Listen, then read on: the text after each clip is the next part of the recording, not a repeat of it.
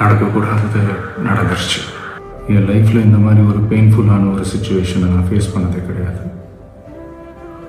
மனசு முழுக்க வலி வலி மட்டும்தான். ஆனால் மனுஷன் தானே, அந்த நேரத்தில் அத்தனை பேர் பாதிக்கப்பட்டு இருக்கும்போது எப்படி அந்த ஊரை விட்டுட்டு என்னால் கிளம்பி வர முடியும்? பதட்டமான சுச்சுவேஷன்ஸ், வேறு சில அசம்பாவிதங்கள், அந்த மாதிரி எதுவும் நடந்துடக்கூடாதுன்றதுக்காக தான் நான் அவாய்ட் பண்ணேன்.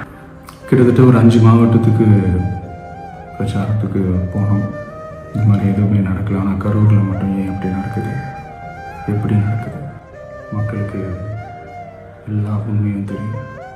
கரூரை சேர்ந்த அந்த மக்கள் அந்த உண்மையெல்லாம் வெளியில் சொல்லும்போது எனக்கு கடவுளே நேரில் வந்து இறங்கி அந்த உண்மைகள்லாம் சொல்கிற மாதிரி எனக்கு தோணுச்சு. சீக்கிரமே எல்லா உண்மைகளும் வெளியில் வரும். சிஎம் சார், உங்களுக்கு ஏதாவது இந்த பழி வாங்கணும் அப்படின்ற எண்ணம் ஏதாவது இருந்துச்சுன்னா என்ன வேணாலும் பண்ணுங்க. அவங்க மேலே கை வைக்காதீங்க. நான் ஒன்று வீட்டில் இருப்பேன், இல்லை நான் ஆஃபீஸில் இருப்பேன்.